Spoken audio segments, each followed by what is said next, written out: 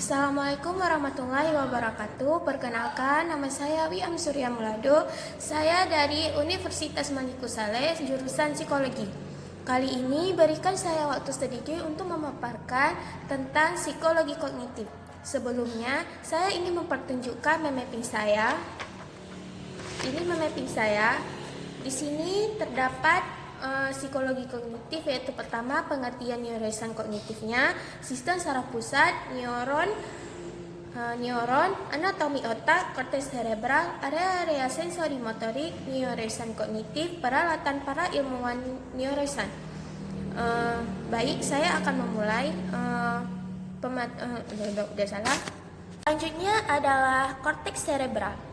Korteks cerebral terbagi menjadi 4 lobus. Lobus pertama adalah lobus frontal.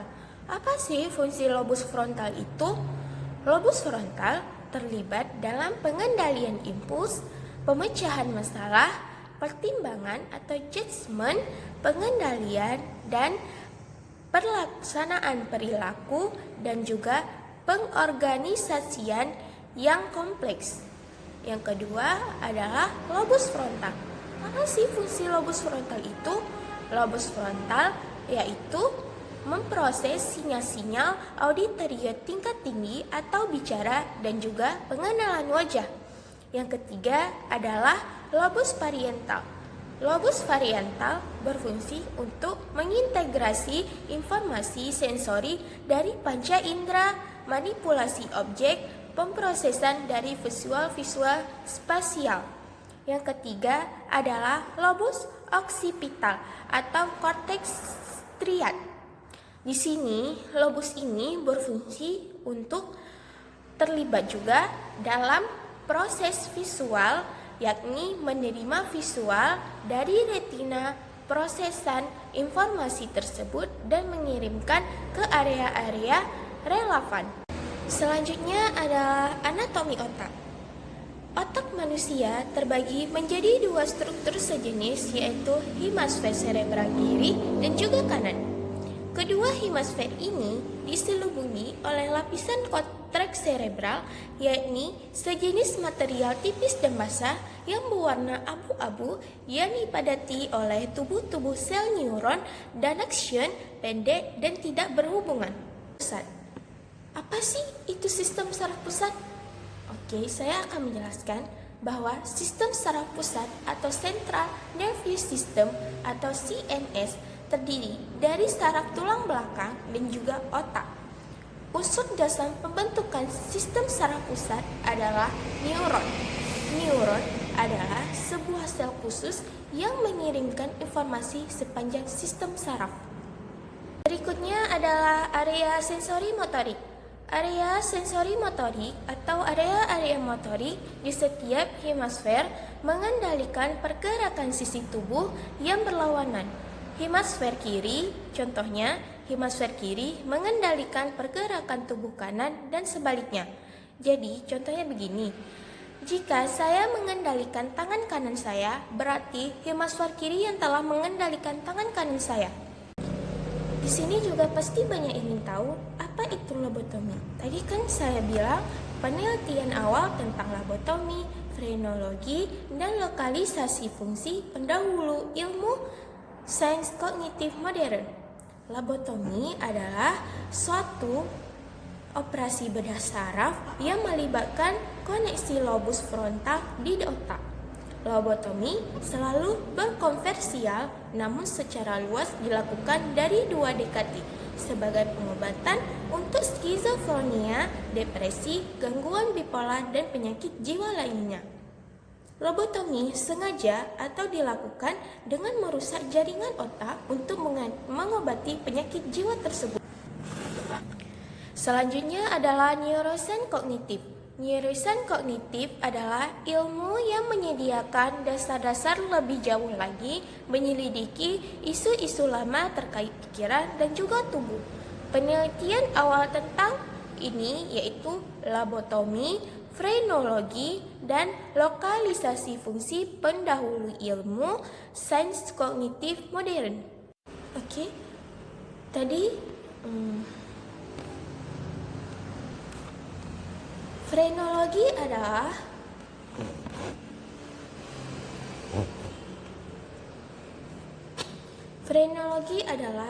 ilmu semu. Frenologi adalah ilmu semu yang berupa pembelajaran atau yang mempelajari hubungan antara karakter seseorang dengan tengkorak manusia. Selanjutnya adalah psikologi kognitif dan neuroscience kognitif. Ada sejumlah alasan membuat para psikologi kontemporer meminjam informasi dan teknik-teknik dari neuroscience, dan sebaliknya, para ilmuwan neuroscience meminjam ilmu psikologi kognitif. Yang pertama, alasannya adalah kebutuhan untuk menemukan bentuk-bentuk fisik yang mendukung struktur pikiran dan bersifat teoretik. Misalnya, mengidentifikasi fungsi-fungsi kognitif seperti persepsi dan bahasa menggunakan alat-alat canggih.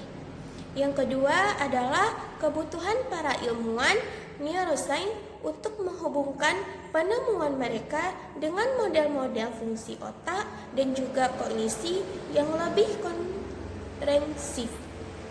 Yang ketiga adalah sasaran khusus atau sasaran klinis untuk menemukan korelasi antara patologi otak dan juga perilaku.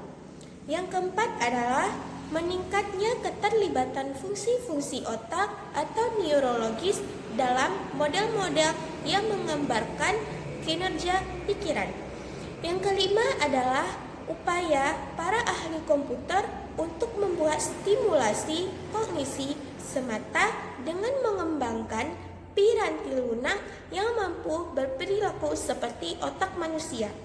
Yang keenam adalah mengembangnya atau perkembangannya teknis-teknis yang memungkinkan para ilmuwan untuk mengintip ke dalam otak atau melihat ke dalam otak manusia dan mengungkapkan pikiran-pikiran atau struktur-struktur dan proses-proses yang belum pernah terlibat sebelumnya. Selanjutnya adalah peralatan yang digunakan oleh para ilmuwan neuroscience. Pada pembahasan ini, informasi tentang sejumlah teknologi canggih disertai informasi yang menyediakan oleh teknologi tersebut yang biasanya digunakan para peneliti untuk mengamati dan mengeksplorasi otak manusia secara langsung. Yang pertama adalah EEG, elektronik hologram. Alatnya adalah elektroda non-invasif di kulit kepala. Informasi yang direkam adalah sinyal-sinyal elektrik atau aktivitas neural. Tampilannya seperti grafik, dan informasi yang didapat adalah waktu yang dibutuhkan untuk memproses stimuli. Yang kedua adalah CT atau Computed Axial Tomography. Alatnya adalah pemindai X-ray.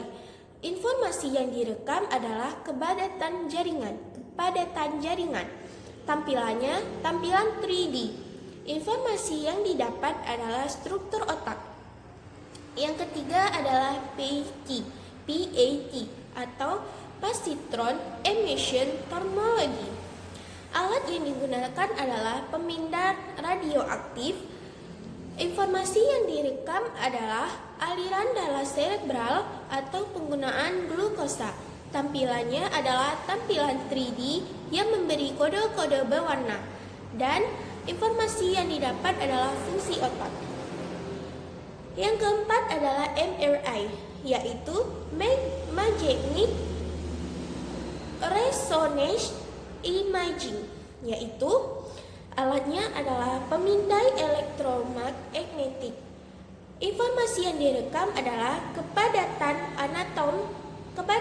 atom-atom hidrogen. Tampilannya adalah 3D.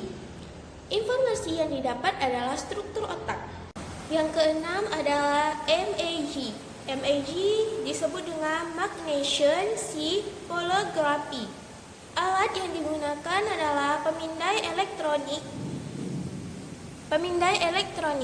Informasi yang didapat adalah informasi yang direkam adalah medan-medan magnetik dari aktivitas sel saraf. Tampilannya adalah tampilan 3D dan informasi yang didapat adalah fungsi otak.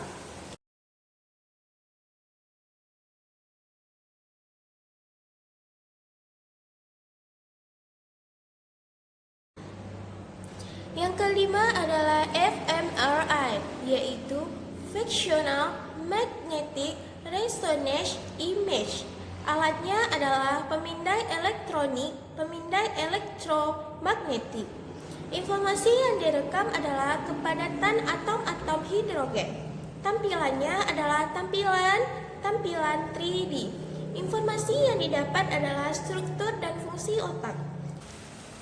Yang kedelapan adalah micro-CT atau X-ray microtomografi, yaitu pemindaian X-ray kepadatan material.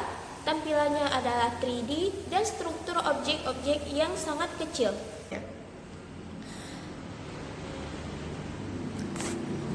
Selanjutnya adalah peralatan yang digunakan oleh para ilmuwan neuroscience. Pada pembahasan ini, informasi tentang sejumlah teknologi canggih disertai informasi yang menyediakan oleh teknik teknologi tersebut yang biasanya digunakan para peneliti untuk mengamati dan mengeksplorasi otak manusia secara langsung. Yang pertama adalah EEG, Electronic Hologram. Alatnya adalah elektroda non-invasif di kulit kepala. Informasi yang direkam adalah sinyal-sinyal elektrik atau aktivitas neural. Tampilannya seperti grafik dan informasi yang didapat adalah waktu yang dibutuhkan untuk memproses stimuli. Yang kedua adalah CT atau Computed Axial Tomography. Alatnya adalah pemindai X-ray. Informasi yang direkam adalah kepadatan jaringan. Tampilannya tampilan 3D. Informasi yang didapat adalah struktur otak. Yang ketiga adalah PAT atau positron emission tomography. Alat yang digunakan adalah pemindai radioaktif. Informasi yang direkam adalah aliran darah cerebral atau penggunaan glukosa. Tampilannya adalah tampilan 3D yang memberi kode-kode berwarna. Dan informasi yang didapat adalah fungsi otak. Yang keempat adalah MRI, yaitu Magnetic Resonance Imaging, yaitu alatnya adalah pemindai elektromagnetik. Informasi yang direkam adalah kepadatan atom-atom hidrogen. Tampilannya adalah 3D. Informasi yang didapat adalah struktur otak. Yang keenam adalah MAG. MAG disebut dengan Magnesium Scintigraphy. Alat yang digunakan adalah pemindai elektronik. Informasi yang didapat adalah informasi yang direkam adalah medan-medan magnetik dari aktivitas sel saraf. Tampilannya adalah tampilan 3D dan informasi yang didapat adalah fungsi otak.